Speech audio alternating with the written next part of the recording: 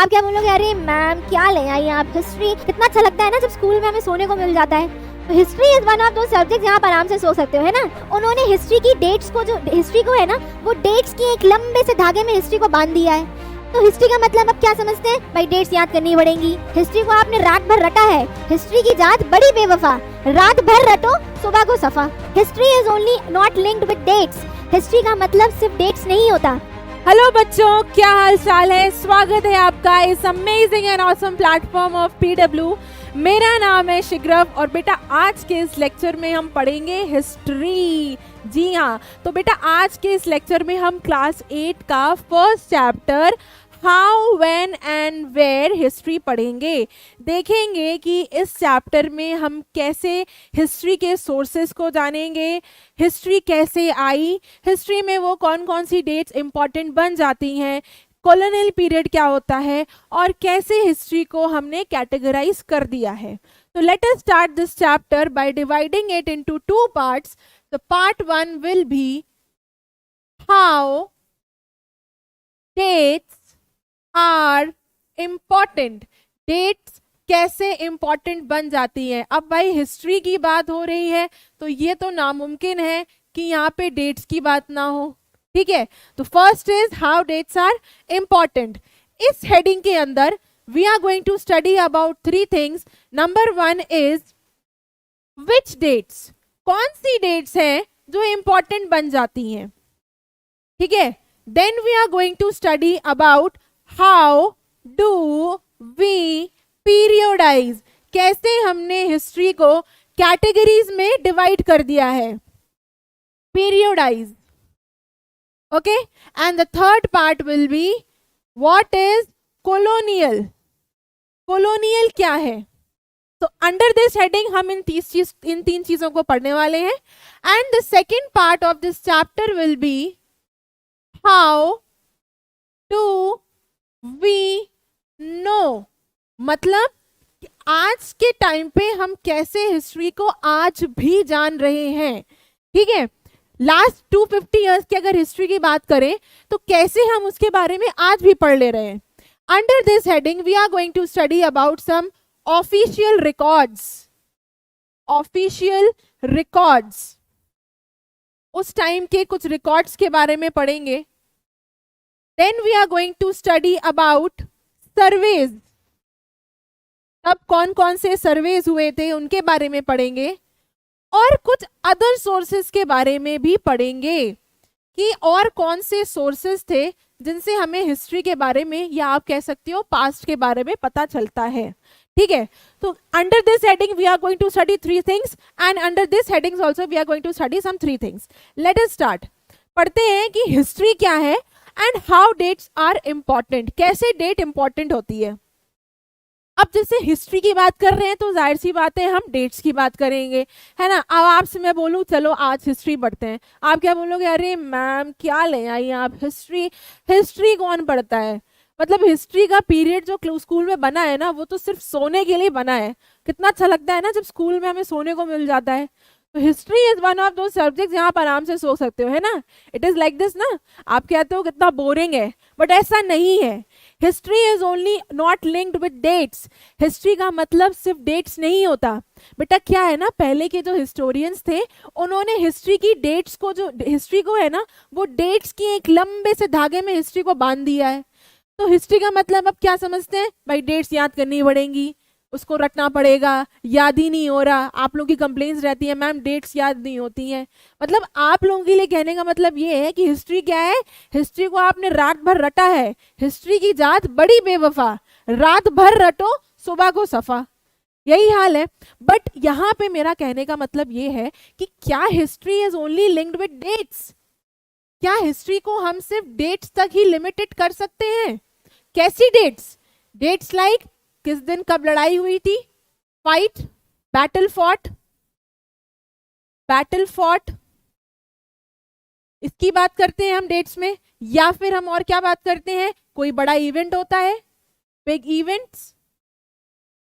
क्या हिस्ट्री का मतलब सिर्फ यहीं तक है कि कौन सी लड़ाई कब लड़ी गई, राजा कब बना, राजा कब मर गया, कब उसकी शादी हुई, कब वो क्राउंड हुआ, क्या सिर्फ इतना ही मतलब है हिस्ट्री का। और अगर हिस्ट्री जो है वो डेट्स तक लिंक्ड नहीं है, अगर हम कहें कि हिस्ट्री डेट्स तक लिंक नहीं है, तो फिर हिस्ट्री क्या है हिस्ट्री? तो हिस्ट्री इज बेटा, history is all about change over a period of time. History क्या है कि एक लंबे टाइम के बाद जब किसी चीज में बदलाव दिखना लग जाए या बदलाव होने लग जाए या बदलाव हो जाए, उस चीज को हम हिस्ट्री कहते हैं। मतलब कहने का ये है कि चीजें पहले कैसी थी और अब कैसी हैं, ये जो टाइम पीरियड है ये हिस्ट्री है। Okay, it means how things were in the past. यानी कि आप यहां कंपैरिजन कर रहे हो कि पास्ट में चीजें कैसी थी and how things are in the present, आज के तारीख में कैसी है। बेसिकली हिस्ट्री क्या है, कहने का मतलब बेटा ये है कि जब आप पास्ट और प्रेजेंट के बीच में कंपैरिजन कर रहे हो, आप कह सकते हो कंपैरिजन कहेगा, you can say before after. जब आप किसी सिचुएशन का, किसी टाइम का बिफोर टाइम देखोगे यानी पहले का वक्त देखोगे और आफ्टर का वक्त देखोगे, तब आप वहां कह सकते हो कि हाँ ये जो टाइम पीरियड है ये एक हिस्ट्री है। ठीक है, क्योंकि वहां जब क्या होने लगा, वहां चीज जो है वो अब बदल रही थी या बदल गई थी। ठीक है, अब क्या है ना बेटा, हम लोग ना बहुत सारी चीजों से घिरे हुए हैं जिन चीजों पे हम इतना ध्यान, इतना कीनली देखते नहीं है ना। अब जैसे कि हम इन अंकल जी की बात करें, बढ़िया बैठ के धूप में जो है पेपर पढ़ रहे हैं, है ना, लेकिन क्या आपके मन में ये सवाल नहीं आता, क्या आपको ये जानने की क्यूरियोसिटी नहीं होती कि जब पेपर नहीं था तो उस तब लोगों को कैसे देश दुनिया के बारे में खबर मिलती थी। आज तो अंकल जी बढ़िया धूप में बैठे हैं, ठंडी है, बैठे हैं, पढ़ रहे हैं अखबार। कोई मतलब आज के टाइम में तो इंटरनेट भी है, आप जो है दुनिया की हर जगह की खबर ले सकते हो। लेकिन आपके मन में सवाल नहीं आता कि जब ये चीजें नहीं थी तब कैसे होता था। या हम बात करें, अगर ट्रेन की बात करें, तो आज तो आप ट्रेन में बैठ के चले जाते हो अपने नानी के घर में, बढ़िया एंजॉय कर लेते हो, है ना, एक शहर से दूसरी जगह शहर चले जाते हो। शहर क्या, हम एक कंट्री से दूसरे कंट्री चले जाते हैं। तो क्या आपको ये जानने की क्यूरियोसिटी नहीं होती कि जब ये ट्रेन नहीं थी तब लोग कैसे आते जाते थे, है ना। या अगर हम बात करें चाय की, मतलब हम लोग के साथ क्या है, कुछ नहीं करना चाय पी लेते हैं, कुछ काम करने जा रहे हैं पहले चाय पी लेते हैं, बोर हो रहे हैं चाय पी लेते हैं, होता है ना ये। तो क्या आपके मन में ये सवाल नहीं आता कि लोगों ने इंडिया में कब से चाय पीना शुरू किया? नॉट ओनली इंडिया, लोगों ने चाय पीना कैसे शुरू किया? आपको नहीं लगता क्या ये सब चीजें बस ये आज का दिन हो गया, आज से सबने चाय पीना शुरू कर दिया, या आज का दिन हो गया, आज से सबने ट्रेन में सफर करना शुरू कर दिया, या आज का दिन हो गया, आज से लोगों ने अखबार पढ़ना शुरू कर दिया? क्या इस तरीके से है? ऐसा है क्या? ऐसा तो नहीं है। अगर हम बात करें ब्रिटिश रूल की, तो ब्रिटिशर्स जब इंडिया आए थे तो क्या उसी दिन से उन्होंने हमारे ऊपर हुकूमत चलाना शुरू कर दिया था, या हम लोगों ने उनसे फ्रीडम के लिए हमने उसी दिन से फ्रीडम स्ट्रगल स्टार्ट कर दी थी? क्या ऐसा है कि हाँ भाई आज का दिन हो गया, आज क्या है 10 जनवरी है, ठीक है भाई आज 10 जनवरी आ गई है, आज से सब लोग चाय पीना शुरू कर देंगे, है ना। तो क्या आप इन सब चीजों में एक क्लियर, एक स्पेसिफिक डेट दे सकते हो? क्या एक प्रिसाइज डेट आप दे सकते हो? नहीं दे सकते। क्यों? क्योंकि ये एक दिन में नहीं हुआ है बेटा, ये आपका कैसे हुआ है, धीरे धीरे विद स्पैन ऑफ टाइम, धीरे धीरे एक ये लंबा पीरियड है। ठीक है, तो इसीलिए हम एक प्रिसाइज डेट नहीं दे सकते। हम नहीं कह सकते कि हाँ आज ही के दिन से ब्रिटिशर्स ने हम पे हुकूमत चलाना शुरू कर दिया था, आज ही के दिन से लोगों ने चाय पीना शुरू कर दी। या ऑनलाइन एजुकेशन की बात करें तो हम ये नहीं कह सकते कि हाँ आज ही के दिन से ऑनलाइन एजुकेशन सबने लेना शुरू कर दिया, ऐसा नहीं है। तो मेरा कहने का मतलब ये है बेटा कि हम एक प्रिसाइज डेट नहीं दे सकते। हम क्या कह सकते हैं, we can only refer to a span of time and approximate period over which particular changes become visible। कहने का मतलब ये है कि हम इसे कह सकते हैं कि ये एक स्पैन ऑफ टाइम है, एक पर्टिकुलर पीरियड है जहां पे हमने धीरे धीरे धीरे धीरे चीजों को बदलते हुए देखा, और जब चीजें बदलने लगी तो वो हमें दिखने लगी। आया समझ में? तो यहाँ पे हम कह सकते हैं कि हम कोई प्रिसाइज डेट नहीं दे सकते। आगे बेटा समझ में? अब मैंने यहाँ आपको बताया कि हम प्रिसाइज डेट नहीं दे सकते। अब जब हम डेट नहीं दे सकते तो मुझे ये बताइए कि फिर हम क्यों कहते हैं कि हम हिस्ट्री को डेट से फिर क्यों लिंक करते हैं, क्यों हम हिस्ट्री में फिर डेट्स की बात करते हैं? भाई सोचने वाली बात है, क्यों ऐसा करते हैं बेटा? इसलिए करते हैं क्योंकि जो पहले के हिस्टोरियंस थे, वो क्या करते थे? उन्होंने हिस्ट्री कुछ इस तरीके से लिखी थी जिसमें सिर्फ बैटल्स की, लड़ाइयों की, बिग इवेंट्स की बात कर रहे हैं। हिस्टोरियंस ये किसकी बात करते थे? ये बात करते थे सिर्फ बैटल्स की, ठीक है, ये बात करते थे किंग की, ये बात करते थे किसी बिग इवेंट की। मतलब इनके लिए हिस्ट्री ये थी। अब किंग कैसे? किंग का मतलब उसकी बर्थ कब हुई, क्राउंड कब राजा बना, एंड व्हाट, मैरिड कब शादी हुई, एंड डेथ कब मर गए। तो बेसिकली हम जब डेट्स की बात करते हैं तब हिस्टोरियंस इन चीजों की बात करते हैं, है ना? पहले हिस्टोरियंस ने इन चीजों की बात करी थी। लेकिन अब क्या है? अब जो है हिस्टोरियंस इसके साथ साथ अब कुछ नए इश्यूज पे भी बात करने लगे हैं। New issues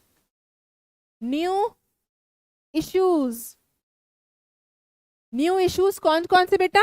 late us see. New issues like developing cities and markets।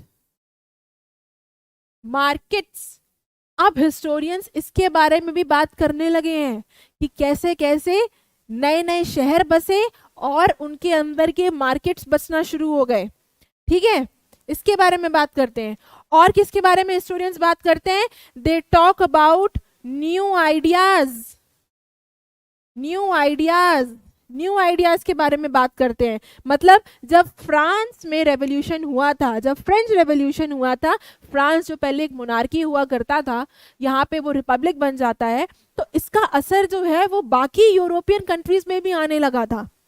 ठीक है, इसीलिए कहा जाता है कि when France sneezes rest of the Europe catches cold. ठीक है, तो इस अब और कौन से इश्यूज जिसपे हिस्टोरियंस अब लिखने लगे हैं वो है आपका new ideas and what, how people earn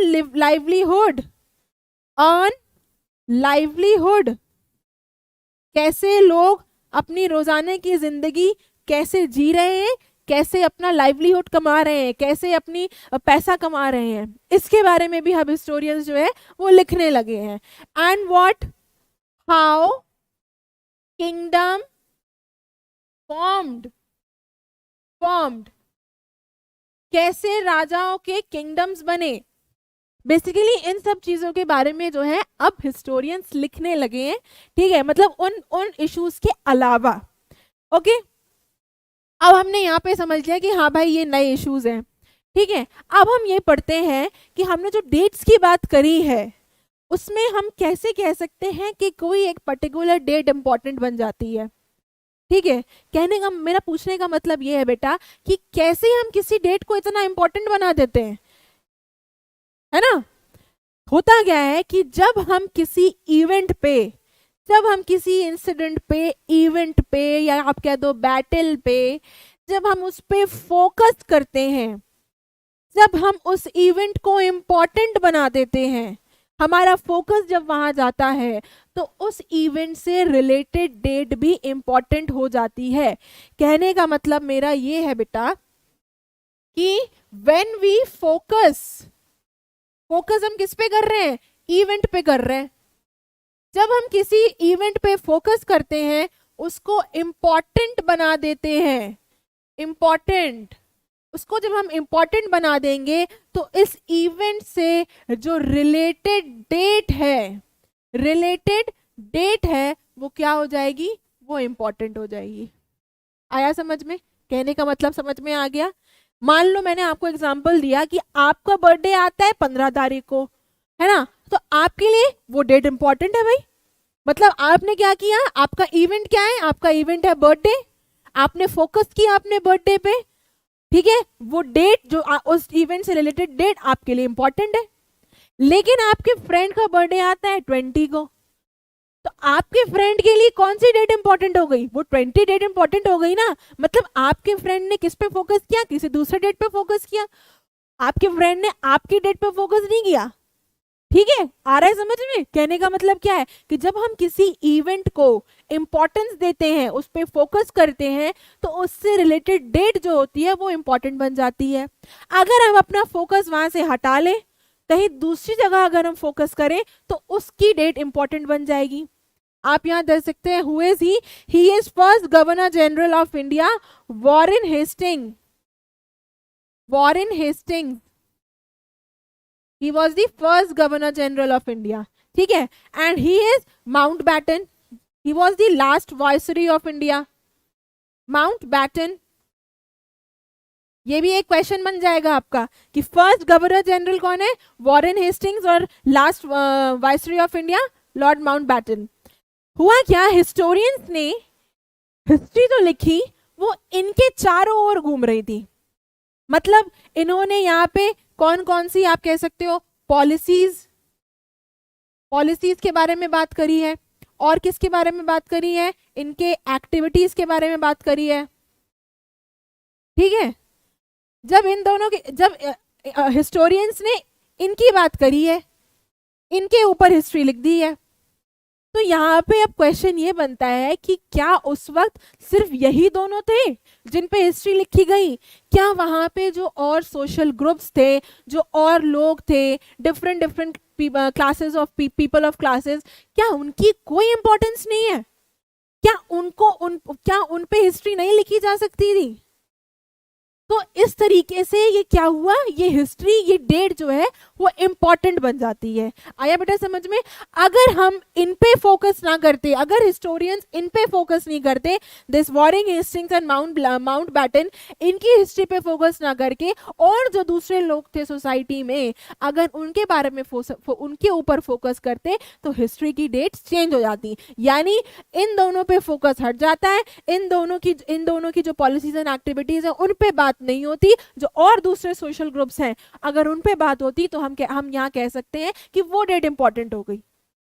इनकी बात हुई तो ये इनकी डेट्स इंपॉर्टेंट हो गई, माउंटबैटन एंड वॉरेन हेस्टिंग्स। लेकिन जब हमने दूसरे सोशल ग्रुप्स की बात करी तो उनकी डेट इंपॉर्टेंट हो जाएगी। आया बेटा समझ में? समझ में आया? तो मेरा कहने का मतलब सिर्फ ये है कि जब हम किसी इवेंट को इंपॉर्टेंस देते हैं तो उससे रिलेटेड डेट भी इंपॉर्टेंट हो जाती है। ठीक है, अब हम देखते हैं कि कैसे हम जो है हिस्ट्री को कैटेगराइज कर दिया गया है हिस्टोरियंस ने। तो आप देख सकते हैं, who is he is James mill. James मिल कौन थे? James mill. James mill was a Scottish, क्योंकि ये स्कॉटलैंड से आए थे इसलिए Scottish. He was a Scottish economist and political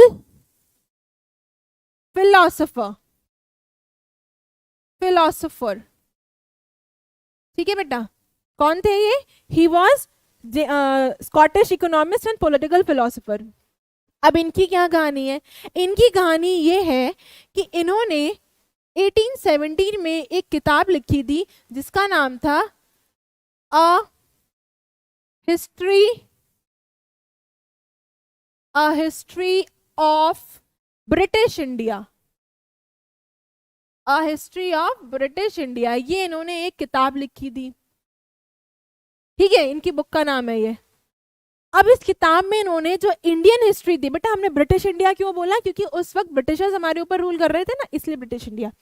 ठीक है, तो इन्होंने अपनी किताब में जो इंडियन हिस्ट्री है उसको 3 पार्ट्स में डिवाइड कर दिया। This book was divided in 3 parts. Number 1 was Hindu, ठीक है।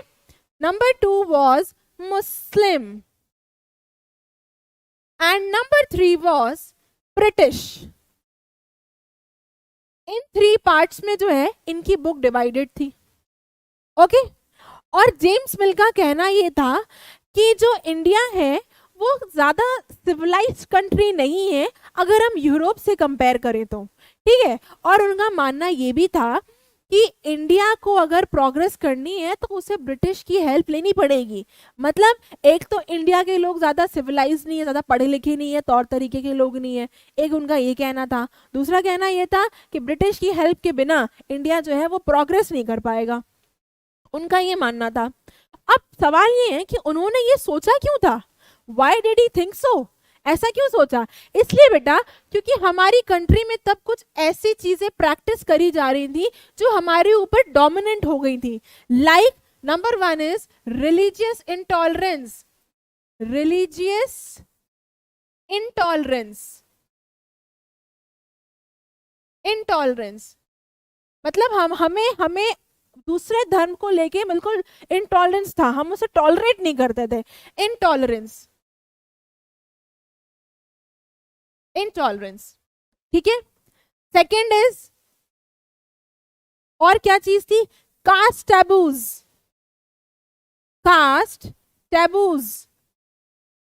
ये क्या है कास्ट टैबूज? मतलब उस टाइम पे inter related caste marriage allowed नहीं थी, इंटर कास्ट मैरिज अलाउड नहीं थी। जो इंसान जिस कास्ट का है वो उसी कास्ट में शादी करेगा, उसके अलावा वो शादी कहीं और कर नहीं सकता। एक ये चीज उसने देखी थी जो हमें हमारे ऊपर डोमिनेंट थी, okay. And the third thing was, मतलब आप ये देखो कि उस वक्त हम कैसी कैसी चीजें जो है वो प्रैक्टिस कर रहे हैं। मतलब हमें अपनी कंट्री में ये सारे डिफरेंसेस देखने को मिल रहे हैं, ठीक है बेटा। Third thing is superstitious practices, superstitious practices. अब इससे तो हर कोई वाकिफ है, क्या है सुपरस्टिशियस प्रैक्टिस? कि बिल्ली रास्ता काट गई नहीं जाएंगे, जा रहे हैं पीछे से टोको मत, घर से निकल रहे हैं छींक दिया। तो ये सब क्या चीजें हैं? ये सब वो चीजें थी जिसकी वजह से मिल को लगा कि इंडिया जो है एक सिविलाइज्ड कंट्री नहीं है अगर यूरोप से कंपेयर किया जाए, और बिना ब्रिटिश के हेल्प के इंडिया प्रोग्रेस नहीं कर पाएगा। So basically these were the some reasons कि जिसकी वजह से मिल ने ऐसा सोचा था। मिल का मानना और एक और था कि अगर यहाँ पे इंडिया में, if in India, I am writing here, India में अगर ब्रिटिश क्या आ जाए? आर्ट, ब्रिटिश आर्ट आ जाए, और क्या आ जाए? लॉ, और क्या आ जाए? इंस्टीट्यूशंस। अगर ब्रिटिश में ये सारी चीजें आ जाती हैं, आर्ट, लॉ, इंस्टीट्यूशंस, तो इंडिया जो है वो एक सिविलाइज्ड कंट्री बन जाएगा। उनका मानना ये था, ठीक है। अब हम जेम्स मिल की बात नहीं करेंगे।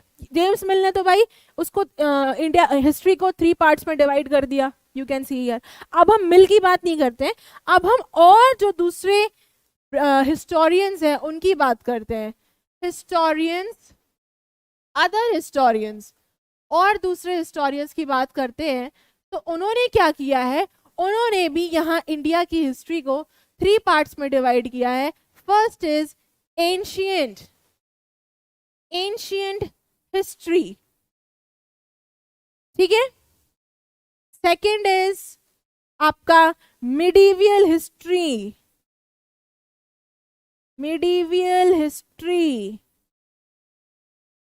ठीक है।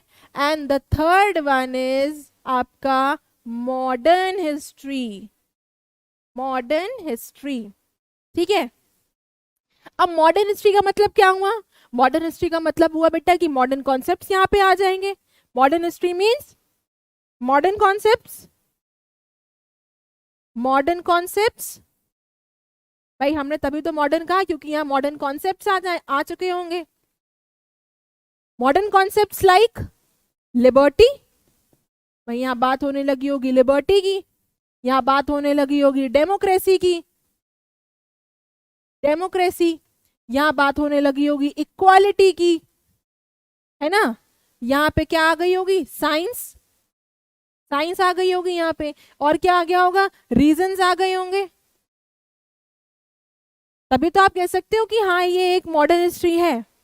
लेकिन बेटा ब्रिटिश इंडिया में, ब्रिटिश इंडिया में ये सारे कॉन्सेप्ट्स तो थे ही नहीं। जब ब्रिटिशर्स हमारे ऊपर हुकूमत कर रहे थे तो उसको हम बोलते हैं ब्रिटिश इंडिया। तो उस वक्त क्या हमारे पास ये modern concepts like liberty, democracy, equality, science, reasons, क्या ये चीजें थी हमारे पास? नहीं थी। तो क्या हम इसको मॉडर्न हिस्ट्री कह सकते हैं? तो यहाँ पे हिस्टोरियंस कहते हैं कि इसे हम मॉडर्न हिस्ट्री नहीं कहते, इसको हम क्या कहते हैं, इसको हम बोल देते हैं कॉलोनियल, कॉलोनियल कह देते हैं इसको। आया समझ में? अब हम समझते हैं कि कॉलोनियल क्या है। ठीक है, कॉलोनियल क्या होता है कि जब कोई कंट्री किसी दूसरे कंट्री के ऊपर कंट्रोल करता है, मतलब कहने का ये है taking control over, taking control over a country.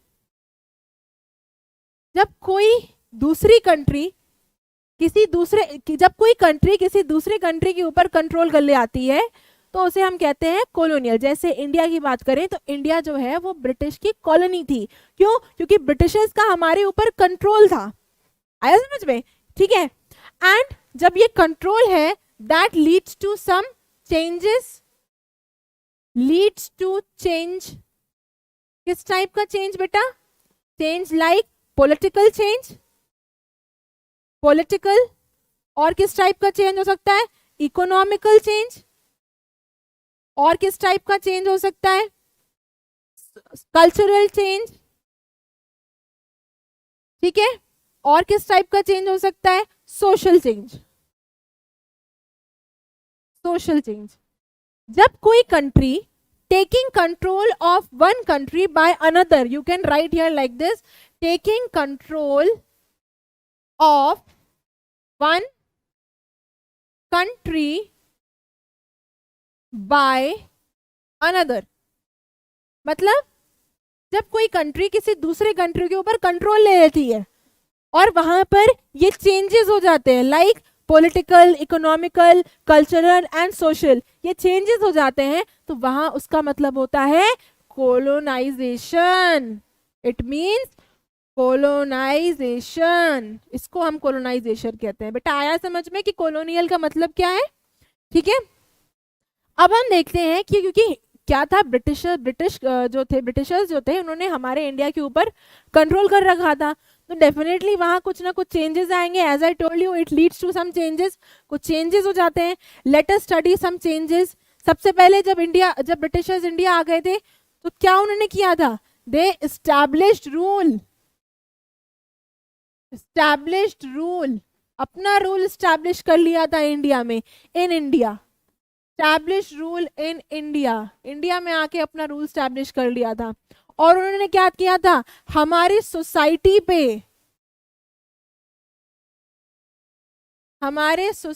पे उन्होंने क्या किया था? कंट्रोल किया था। सोसाइटी कंट्रोल करी थी।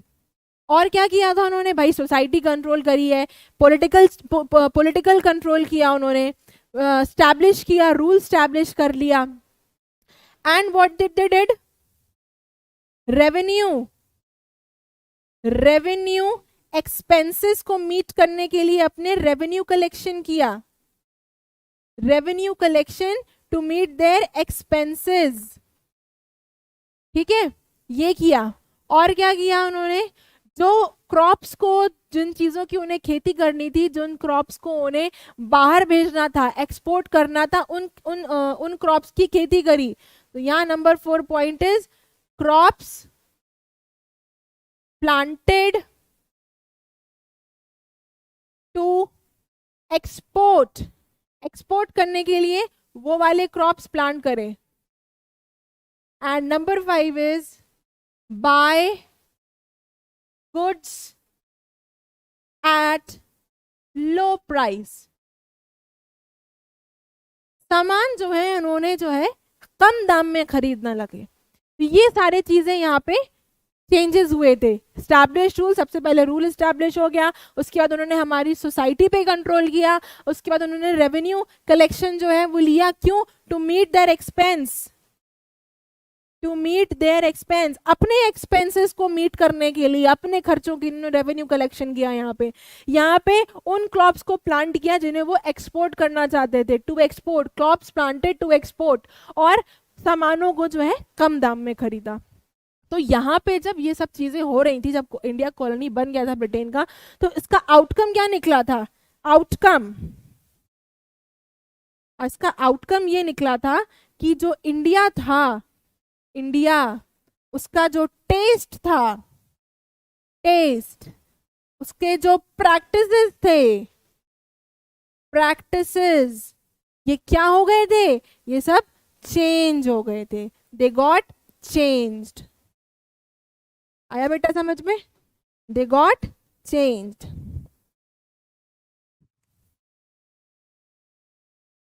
चलो, चेंज हो गए यहाँ पे, ठीक है। ये चेंज हो गया। आया समझ में? इतना आ गया? समझ में आ गया कि कॉलोनियल क्या होता है? चलो next. Now we come to कि how do we know history. History को हम कैसे जानते हैं? अभी तक हम पार्ट 1 पढ़ रहे थे। सी, यहां तक हमने जो है इसे कंप्लीट कर लिया है। ये हमने समझ लिया कि भाई कौन सी डेट्स कैसे कैसे डेट्स इंपॉर्टेंट हो जाती है। हमने समझ लिया कि हमने कैसे पीरियडाइज कर रखा है, डिवाइड कर दिया, ancient, medieval, modern, Hindu, Muslim and British. आया समझ में? और हमने ये भी पढ़ लिया कि कॉलोनियल क्या होता है, ठीक है। Now we come to the second part of the chapter. तो अब हम इसमें पढ़ेंगे कि कैसे हिस्ट्री को हम जो 250 इयर्स पुरानी है आज भी पढ़ लेते हैं। This history is about 250 years पुरानी, ठीक है। 250 साल पुरानी हिस्ट्री है हम, लेकिन आज भी पढ़ ले रहे हैं। क्यों? Because of some sources. किन्हीं सोर्सेज की वजह से आज भी हम हिस्ट्री को जान ले रहे हैं, पढ़ ले रहे हैं। Let us see some sources. Number 1 is official records of British administration, यानी कि ब्रिटिश एडमिनिस्ट्रेशन के कुछ ऑफिशियल रिकॉर्ड्स हैं जिनके जरिए से हम हिस्ट्री पढ़ लेते हैं। अब सवाल ये है कि यहाँ पे वो कौन कौन से रिकॉर्ड्स हैं। तो these records are, number 1, like some meetings, like some policies, like some plans, ठीक है, like some reports। बेटा टिप्स पे लिख लोगे ना, बस ऐसी हिस्ट्री ऐसी याद करो, पॉइंट्स में याद कर लो ना। सेंटेंस फ्रेमिंग तो हो ही जाती है। आप लोग भैया इन सबको जोड़ के आप एक सेंटेंस नहीं बना सकते, है ना। तो टिप्स पे याद करो हिस्ट्री, पॉइंट्स में, बिल्कुल एक एक पॉइंट में पूरी हिस्ट्री याद हो जाएगी, ठीक है। So these were some of the official records like meetings, documents, instructions,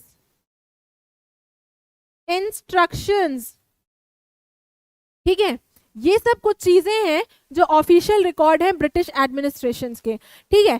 और ब्रिटिश एडमिनिस्ट्रेशन का कहना ये था कि जो भी चीजें हो, चाहे उनका प्लान हो, चाहे उनकी पॉलिसी हो, चाहे उनकी कोई रिपोर्ट हो, चाहे उनकी कोई मीटिंग हो, चाहे उनका कोई इंस्ट्रक्शन हो, ये सब चीजें कैसी होनी चाहिए?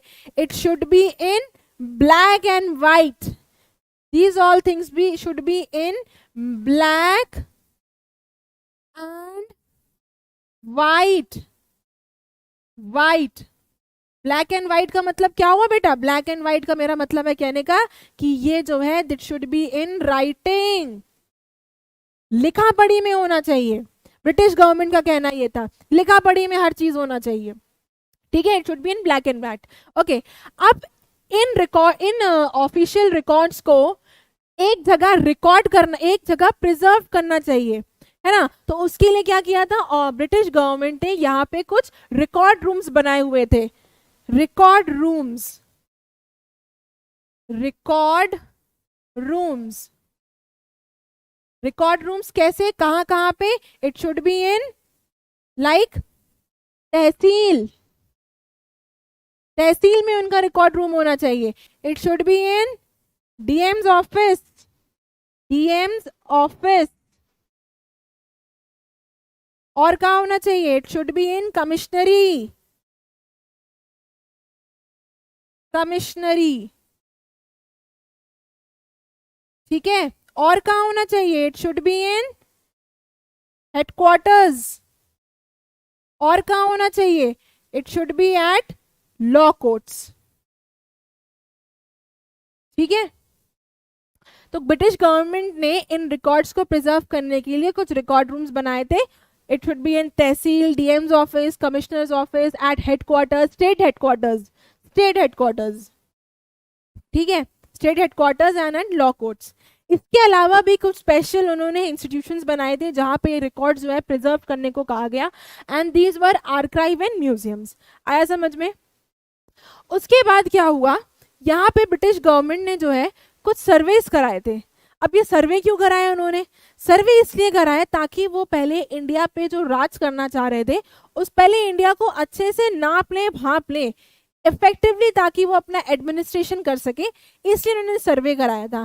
तो इन दी अर्ली 19th सेंचुरी यहाँ पे क्या सर्वे हुआ था? यहाँ पे हुआ था आपका रेवेन्यू सर्वे हुआ था। रेवेन्यू सर्वे बेसिकली क्या था? ये एक विलेज लेवल पे था, ठीक है। अब इस सर्वे में उन्होंने क्या किया था? उन्होंने बात करी थी आपके सॉइल क्वालिटी पे, सॉइल क्वालिटी,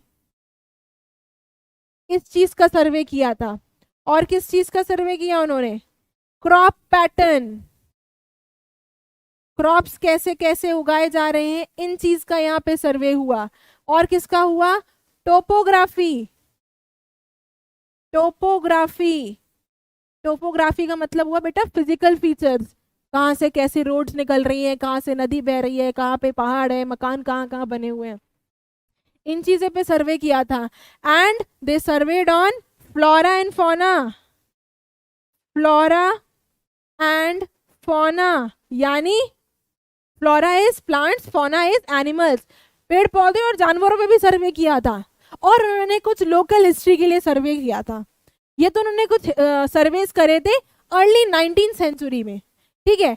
अब जब 19th सेंचुरी की एंड आ गई तब क्या हुआ था? तब यहाँ पे हुआ था सेंसस।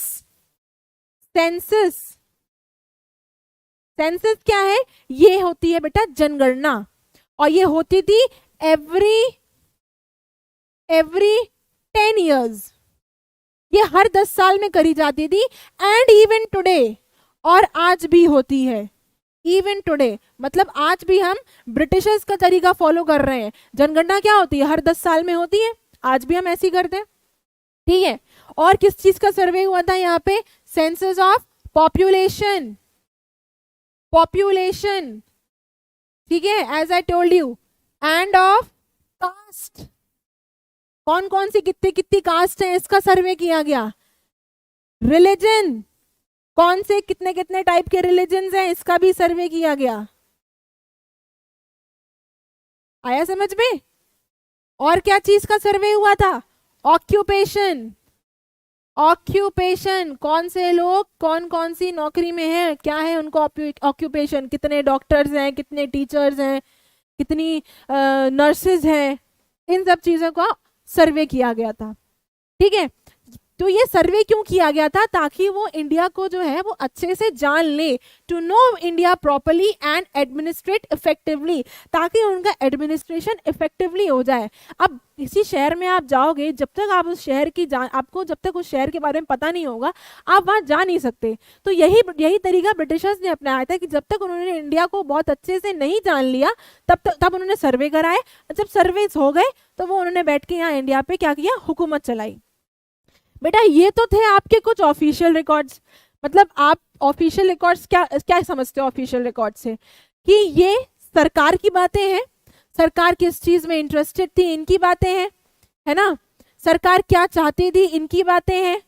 तो these are some official records, ठीक है, अब हम पढ़ेंगे उनके बारे में जो ऑफिशियल रिकॉर्ड्स नहीं है। यानी आप कह सकते हो कि जितने भी ये ऑफिशियल रिकॉर्ड्स हैं ये क्या हो सकते हैं, they can be one picture,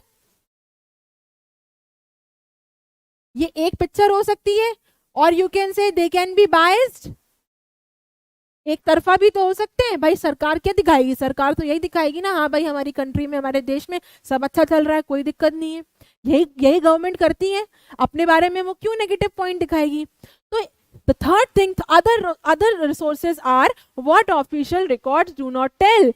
उन चीजों को जानेंगे जो जिन जिन चीजों के बारे में ऑफिशियल रिकॉर्ड्स में नहीं लिखा गया। भाई उस टाइम और भी तो लोग थे, so there are many other resources like you can say diaries, लोगों ने वहां डायरीज लिखी थी, और क्या लिखा था, लेटर्स बाय लीडर्स,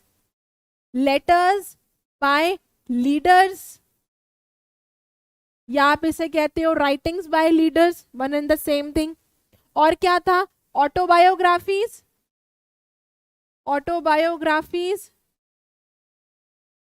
ठीक है, बायोग्राफीज, और क्या लिख सकते हो इसमें आप, ट्रैवलर्स, जो ट्रैवलर्स थे, जो इंडिया आए थे लोग, उन्होंने भी कोई हिस्ट्री लिखी होगी, नादिर शाह आए थे, हुआंग फैंग आए थे, है ना, इन्होंने भी हिस्ट्री लिखी है।